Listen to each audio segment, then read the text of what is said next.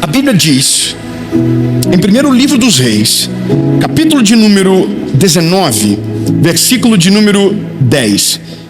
Escute isso. E ele disse: tenho sido muito ciumento pelo Senhor, Deus dos exércitos, porquanto os filhos de Israel têm abandonado o teu pacto, lançado abaixo os teus altares e matado os teus profetas com a espada. E eu, somente eu, restei. Ai, muito bom.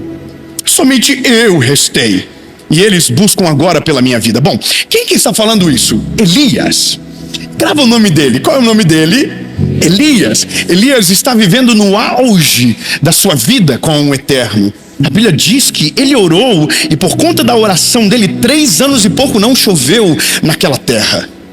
A Bíblia diz que ele foi desafiado por Acabe, por conta dos profetas de Baal. E a Bíblia diz que Elias, orou e o fogo desceu e consumiu o altar. Eu estou resumindo para você. Lembra, os profetas então tentaram contra ele, mas a Bíblia diz que 450 foram derrubados ao fio da espada de Elias.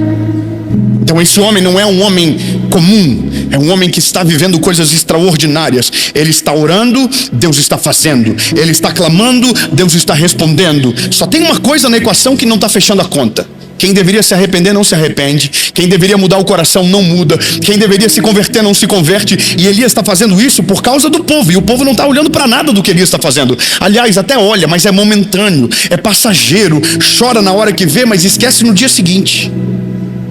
Então a Bíblia vai dizer que Elias, depois de viver tudo isso e de tanta coisa poderosa Deus ter feito nele, através dele e na frente de todos, e nada mudar, ainda recebe uma ameaça de uma mulher chamada Jezabel, que ao saber através de Acabe o que ele havia feito com os profetas de Baal e de Azerá, então vai atrás dele para tentar capturá-lo. Então a Bíblia vai dizer que ele vai parar dentro de uma caverna. E eu sei que você já ouviu em algum momento talvez eu ministrar sobre isso, mas talvez o ponto mais importante dessa noite é que o que levou ele para a caverna foi o motivo errado.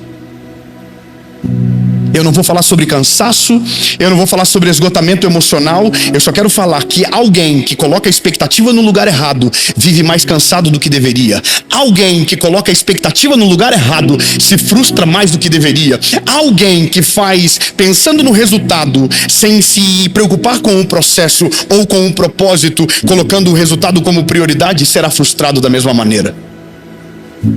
Entenda bem o que eu vou dizer. Quando você foca no resultado e não entende o propósito, você vai se frustrar de maneira clara. Porque quando a gente está olhando apenas para o resultado e esquecendo do nosso propósito, quando a gente menos percebe, começa a fazer o certo pelo motivo errado. Quando a gente menos percebe, a gente coloca uma velocidade para os outros que nunca aplicamos para nós. Queremos que os outros mudem, queremos que os outros sejam transformados e queremos que seja no nosso tempo. E como não recebemos aquilo que plantamos, então nos frustramos. E o perigo de se frustrar é parar de viver o propósito por causa da ausência do resultado. Tem gente que desiste fácil demais da família, porque orou, jejuou uma vez, orou 2, Deus não fez, falou, então sabe de uma coisa? Para mim deu, tá lá, ó, ninguém muda, ninguém se converte, ninguém se transforma, vai embora e desiste. Tem gente que desiste rápido demais do casamento. Tem gente que desiste demais dos negócios. Tem gente que desiste demais de qualquer coisa, simplesmente porque a expectativa está no lugar errado. Eu vou falar algo para você que é interessante e é marca do nosso tempo. A maioria das pessoas começam um empreendimento não por aquilo que vão viver debaixo daquele empreendimento, mas por aquilo que vão comprar com o resultado daquele lugar. Quando você faz o certo pelo motivo errado, a chance de você se frustrar aumenta muito mais. Quando você faz as coisas pensando no fim delas, ao invés de respeitar cada estação, você será frustrado. Elias está dentro de uma caverna, desejando a própria morte. É muito interessante imaginar que Deus está pegando alguém que acabara de responder para mandar uma chuva sobre a terra. Eis que vejo uma pequena nuvem no tamanho da mão de um homem, e esse é o sinal que a chuva vai descer. Esse homem é esse que está dentro de uma caverna desejando a morte. É esse que, quando os profetas de Baal oraram e nada aconteceu naquele altar, pede para que, encharquem o altar com água e diz: agora, Deus de Israel, consome com teu fogo. E a Bíblia diz que o fogo de Deus desceu e consumiu todo aquele altar. Esse mesmo homem está dentro de uma caverna agora dizendo: Deus, eu quero acabar com tudo. E a palavra que ele diz é interessante. Ele diz: eu tenho sido muito ciumento pela tua obra. Quando você toma as dores que não são suas, quando você tenta fazer aquilo que é só Deus que pode fazer, você será frustrado pela ausência do resultado que espera. Aquilo que é para você fazer, faça. Mas aquilo que Deus vai fazer, respeite o tempo, respeite a estação. Porque todas as vezes que você coloca a mão naquilo que é para Deus fazer, você será frustrado pela ausência do resultado. Todas as vezes que você quer colocar a sua velocidade naquilo que Deus sabe o tempo perfeito para agir, você será frustrado. Todas as vezes que você quiser resolver na força do braço aquilo que só a mão de Deus pode fazer, você será frustrado. Então, só estamos tão frustrados porque estamos querendo fazer aquilo que Deus vai fazer na nossa hora que nós achamos que é melhor. O bom conselho para você se frustrar menos, faça o que Deus te mandou e deixe Deus fazer aquilo que só Ele pode fazer. Não tente tocar aquilo que Deus não te mandou, não tente mudar aqueles que Deus ainda não quis mudar, ou melhor, aqueles que Deus tentou, mas quem queria, deveria não quis. Então você não pode assumir o papel de Deus. Todas as vezes que você tenta fazer o que Deus só Ele pode fazer, você será frustrado. E a questão é, nesse ambiente de frustração é perigoso. Porque é nesse momento que a gente para de fazer o bem. É nesse momento que a gente trata todo mundo como se fosse a maioria. É nesse momento que a gente para de viver o nosso propósito. Porque um não voltou para agradecer a gente. Eu quero que você entenda isso. Quando você se frustra por causa da expectativa no lugar errado, você para de fazer aquilo que é o seu propósito, porque pensou tanto no resultado e não recebeu aquilo que gostaria, que agora parou de fazer o que deveria continuar fazendo e nunca parar, porque está tão preocupado com o resultado que esqueceu de viver o seu propósito diário.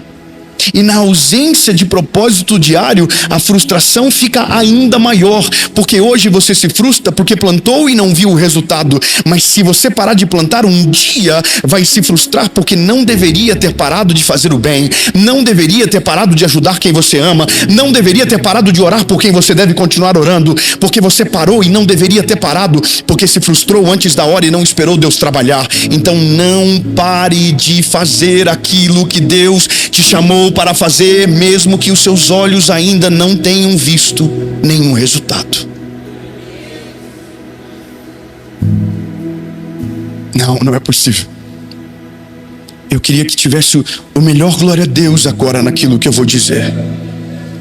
Naquilo que você não cansa, naquilo que você não desiste, naquilo que a frustração não te paralisa e você permanece orando, você permanece clamando, você permanece vivendo o seu propósito. Será inevitável ter uma colheita extraordinária. Será inevitável você não ver o agir de Deus na vida daqueles que você tem clamado. Será inevitável você não ter a colheita poderosa da graça e do agir de Deus. Portanto, quando você se frustra antes da hora, você para de viver o seu propósito de maneira precoce. Agora, quando você coloca a sua expectativa em Deus, você não se frustra, porque não está fazendo pelo outro, está fazendo por Deus, por causa do outro. Você está olhando para Cristo primeiro, você está olhando para Ele primeiro. Deus, se o Senhor fizer, o Senhor é Deus, mas se o Senhor não fizer, o Senhor continua sendo Deus. E você insiste, e você continua, e você não desiste, e você não se frustra. E a palavra de Deus nos deixa claro: aquele que bate, a porta se abre, e aquele que clama será respondido. Se você não se frustra, você continua caminhando em direção ao milagre que procura. Amém. Preciso continuar então. Elias tentou não, mas desejou acabar com tudo. Pediu para que Deus tirasse a vida dele. Só que aí a Bíblia vai dizer que quando ele sai da caverna, Deus não tirou a vida dele. Deus sustentou ele. Você não entendeu, eu vou melhorar. Ele estava dentro da caverna, querendo desistir de tudo. Deus não tirou a vida dele. Deus chamou ele para fora da caverna. Não, ainda vai dar para melhorar. Para Elias, a caverna era o fim. Para Elias, aquele lugar era o final de todas as coisas.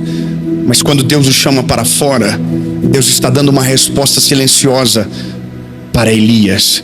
Elias, não acabou o que eu vou fazer. Não acabou aquilo que eu vou derramar sobre o povo. Não acabou. Elias, você está frustrado, mas eu ainda estou de pé. Você desistiu, mas eu ainda não desisti. Você parou, mas eu ainda não parei. Elias, sai para fora, está cansado, tudo bem. Vai encontrar um outro profeta chamado Eliseu, e ele vai viver de maneira dobrada aquilo que você parou pela metade. Sabe de uma coisa, meu lindo? O fato de você se frustrar não faz Deus paralisar a obra que Ele está fazendo. Eu poderia contar tantos testemunhos. Eu poderia dizer, por exemplo, que a minha mãe orou 8 anos para Jesus salvar o meu pai. Que a minha mãe não desistiu. E ela poderia ter se frustrado nas milhares de brigas que eles tiveram. Minha mãe orava, vinha na igreja, encontrava o meu pai. E meu pai não tinha sido mudado ainda. Mas ela voltava no outro dia dizendo: Deus, completa a obra. Deus, não para de fazer. Eu sei que o Senhor pode. Ah, meu Deus. Ei, escuta isso. Eu quero que você não desista antes da hora. Eu quero que você não se frustre de maneira precipitada. Eu só quero que você entenda que você não pode colocar a sua expectativa no lugar errado. Todas as vezes que você coloca a sua expectativa em homens, em pessoas, em lugares, em estações, com toda certeza você será frustrado. Agora, quando você coloca a sua expectativa em Jesus, eu quero que você tenha a certeza, você nunca será frustrado, porque a palavra de Deus nos assegura que Ele não se arrepende, Ele não se engana, Ele não mente, Ele não nos coloca num caminho aonde não tenha a certeza para onde está nos levando. E para que você tenha paz e segurança, o lugar que Ele aponta para que você chegue é o lugar que Ele já está te esperando. Então entenda, se a sua expectativa for nos homens, você vai ficar frustrado. Agora, se a sua expectativa estiver no Senhor, aquilo que você crê, isso você viverá. Eu quero declarar que Deus vai restaurar a tua casa, Deus vai restaurar a tua família, Deus vai mudar a sua vida, Deus vai transformar a sua história, mas não por causa de alguém, mas por causa dele, que na hora certa fará. Mas você não vai desistir, e dessa vez não vai se frustrar. Amém? Nosso problema é que a gente desiste rápido demais. O nosso problema é porque, como colocamos o nosso foco no objetivo, ou melhor, no resultado, qualquer dificuldade no meio do processo nos frustra e nos faz abandonar tudo e tentar ser quem éramos antes. Porém, todavia, se nós tivermos coragem para assumir que nosso erro não é o que Deus não fez, mas é aonde colocamos a nossa expectativa, então viveremos milagres extraordinários. Eu vou falar de novo, e eu quero que você receba essa palavra de uma maneira diferente. Eu quero que você sacode alguém quando receber a palavra e diz: essa é a realidade que a gente vai viver nessa nova estação. Ei, lindo, nessa nova estação você não vai desistir daquilo que está pedindo ao Senhor. A sua expectativa não está no homem, a sua expectativa não está em ninguém, senão em Cristo Jesus, a qual tem clamado pelo milagre. E se a sua expectativa está nele, você pode descansar que na hora certa, no tempo certo, na estação perfeita, Ele fará todas as coisas. Você não vai desistir, você não vai parar de orar, você não vai parar de clamar, clamar, mesmo que os seus olhos não vejam nenhum resultado. Mas se você crê na palavra que carrega, você já está testemunhando o milagre antes que ele aconteça, sem se frustrar com a ausência daquilo que os teus olhos ainda não enxergam, mas pela fé, declarando aquilo que em Cristo você já sabe. Deus vai fazer, Deus vai fazer, Deus vai fazer, Deus vai fazer.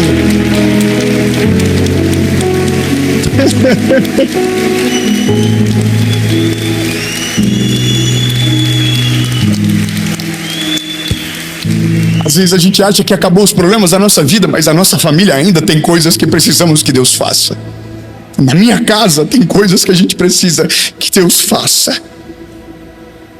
Essa família não é uma família perfeita, e eu estou falando de uma família grande. Agora eu quero que você entenda que quando eu quero ter um exemplo de alguém que não desiste, é insuportável eu tentar esquecer da minha própria família. Porque quando tudo estava perdido na nossa casa, apenas uma mulher permaneceu de joelho. Quando tinha todos os motivos para olhar para nós e dizer: não vale a pena, não compensa, não valoriza, mas não desistiu, continuou orando. Eu sei que às vezes é difícil de você continuar orando por quem aparentemente não quer ser transformado. Eu sei que às vezes é difícil de você continuar abençoando quando você não vê gratidão de ninguém. Eu sei que é difícil você continuar sendo quem você é para pessoas que não valorizam absolutamente nada daquilo que você faz. Mas entenda, você não está fazendo por causa do resultado, você está fazendo porque isso é o seu propósito, isso é aquilo que você carrega, isso é aquilo que Deus colocou dentro de você. Porém, você não vai parar, você não vai desistir, você vai continuar. Mesmo que não tenha um obrigado do outro lado, mesmo que não tenha alguém dizendo isso, você está certo. Deus vai fazer por causa de você, mesmo que ninguém veja, mesmo que ninguém reconheça, mesmo que ninguém te olhe e diga vai. Você não vai parar, porque a sua expectativa não está no homem, a sua expectativa não está no obrigado, a sua expectativa não está no reconhecimento, a sua expectativa está em Cristo. Porque antes de você orar pela salvação de alguém, lembre-se, Jesus salvou você e transformou você. 8 anos orando, até o dia que meu pai chegou em casa e disse: Deus falou comigo hoje. Deus falou comigo hoje.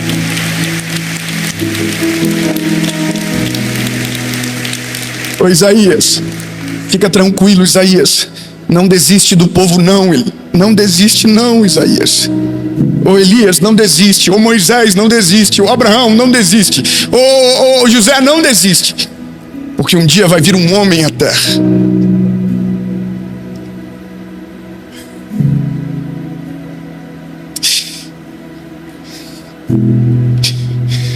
que, para aqueles que quiserem, terão os seus problemas resolvidos e a sua eternidade garantida para sempre.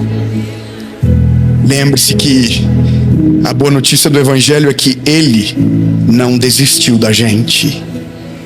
Mesmo não havendo contrapartida, mesmo não havendo merecimento, lembre-se, Ele não desistiu da gente. Amém. David, nada muda. Talvez você está dizendo exatamente isso. Eu oro e nada muda. Eu tenho feito a minha parte e nada muda. Eu tenho sido generoso e nada muda. Eu tenho estendido a mão e nada muda. Então continua. Continua. Talvez não mudou nada ainda, mas vai mudar em breve. Não, 2 pessoas receberam, eu vou falar novamente. Talvez não mudou ainda, mas vai mudar em breve. Talvez não foi transformado ainda, mas vai ser transformado em breve. Talvez o milagre não aconteceu ainda, mas em nome de Jesus, ele vai acontecer. Você não vai parar, você não vai desistir, você vai continuar crendo. E na espera você não será frustrado, porque sua expectativa não está no resultado, está em Jesus. Amém. Jesus, muito obrigado pela tua palavra. Obrigado, Senhor Jesus, porque o Senhor jamais nos frustra. O Senhor é bom e a sua misericórdia dura para sempre. Obrigado pelo teu amor, obrigado pela tua palavra e obrigado, Jesus, que por sua causa nós não iremos desistir. Em nome de Jesus. Amém.